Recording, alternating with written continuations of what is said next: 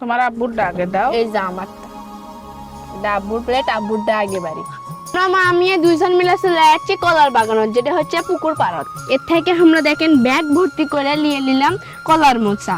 আর এই মোচাগুলো দিয়ে বাড়ির যে আমরা মজা করে তরকারি রান্না করবো। কলার মোচা দিয়ে তরকারি রান্না করে খাবো, সেই মজা লাগে। কত টাটকা টাটকা কলার মোচাগুলো নিছি, একদম টাটকা। এই দেখেন গাইস, আমাদের কলার মোচার তরকারি খাবার মন গেছে দেখে আমরা সহজেই আসে কিন্তু গাছ থেকে পাড়ে নিয়ে যাবার পারছি, তাও টাটকা। হ্যাঁ, আর এই সুবিধাটা কিন্তু শহরের মানুষ পায় না। আর এই কলার মোচার চাহিদা কিন্তু গ্রামের মানুষের, শহরের মানুষের, দুই এলাকার মানুষেরই আছে। কিন্তু যখন গ্রাম থেকেই কলার মোচাগুলো সংগ্রহ করে শহরে নিয়ে যাওয়া হয় বিক্রি করার জন্য, তখনই কিন্তু শহরের মানুষ যারা পছন্দ করে তারা কিন্তু কিনে নিয়ে খায়। আমরা সব সময় এগুলো খাই, আর কয়েক মাস হলে খাই না দেখে আজকে আসছি। তো চলেন গাইস, আজকে এই কলার মোচাটা আমরা মাছ দিয়ে রান্না করব। ভোরটা নিয়ে আসার পর রান্না করার জন্য এটাকে আমরা ভালোভাবে পরিষ্কার করে নিছি এবং এর ভেতর থেকে যে লম্বা ডাটাটা থাকে সেটা বের করে ফেলছি। এখন আম্মুর এই বড় কলার মোচাগুলো এখন কোটা শেষ, আর এখন এই মাঞ্জিটাকে কুচি কুচি করে নিচ্ছে। আর এটা কিন্তু অনেক নরম তুলতুলো। শহরের মানুষ বলুন আর গ্রামের মানুষ বলুন, সবার জন্য এই কলার মোচাটা খাওয়া অনেক জরুরি, কারণ এটা একটা উপকারী খাবার। আজকে আম্মু কলার মোচাকে এই বাটা মাছ দিয়ে রান্না করবে, আর এই বাটা মাছগুলো কিন্তু সাইজে অনেকটাই ছোট। আর এখানে আমি কলার মুচি আলু কুচি করে ধুয়ে রাখছি, এখন মরিচ কুচিটা দিব। আর কলার মুচিতে পেঁয়াজ বেশি করে না দিলে স্বাদ লাগে না, মোচা হয় বেশি।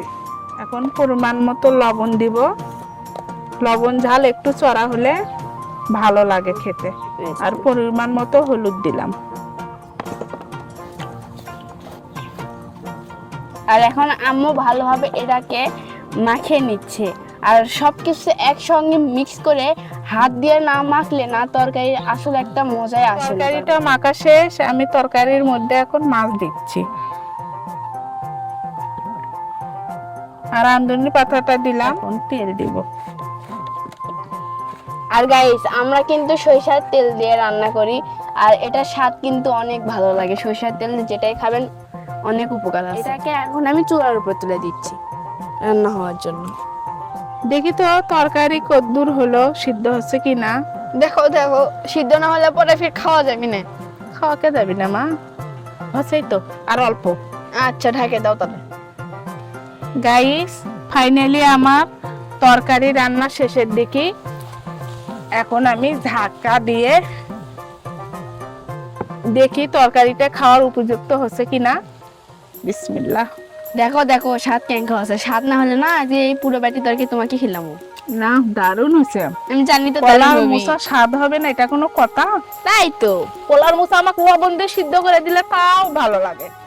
নামো নামো। আম্মু, তুমি সবার প্লেটে তরকারি দিয়ে দাও। দাও, প্লেট দাও তোমার। এই ধর, এটা তোমার, এটা আব্বুর। তোমার আব্বুরটা আগে দাও। এই যে আমারটা, এটা আব্বুর প্লেট, আব্বুরটা আগে বাড়ি। তোমারটা দাও এখন। এটা দাও, আব্বুক দাও। তোর বাপ বেটির প্লেটে তুমি দিয়ে দাও মাছ ভাজি। আর মুসির তরকারি সঙ্গে আর হচ্ছে মাছ ভাজি মসমসে পেঁয়াজ দিয়ে আজকের খাওয়াটা জমে যাবে। কথা কি আমি ভাত খাইনি, আমার সেই রকম খিদে লাগছে। আর এখন আমি এই কলার মোচার তরকারিতে কিন্তু পেট ভরে ভাত খামো। দেখেছেন, আজকে আমার প্লেটে সব ভাত আমার পেটত যাবি। এখন আমি খাই, দেখি তরকারির স্বাদ কি রকম হচ্ছে। আর আমি জানি তো আম্মুর হাতে তরকারির স্বাদ হবেই। সেই মজা তো, এত মজা হচ্ছে খাবারটা। তো গাইস, আপনারা অবশ্যই বাসায় এই কলার মোচা দিয়ে তরকারি রান্না করে খেয়ে দেখবেন। আর যারা খাচ্ছেন তারা তো জানেনই এটা স্বাদ কতটা আর খেতে কত মজা লাগে। যারা একবার খাবে তাদের জিভায় চুলে স্বাদ লেগে যায়, অবশ্যই বারবার সে খেতে চাইবে। তো যারা এখনো পর্যন্ত খাননি অবশ্যই তারা একবার খেয়ে দেখবেন। আমার কাছে তো অনেক ভালো লাগে, আর আব্বু তো কোনো কথাই হবে না।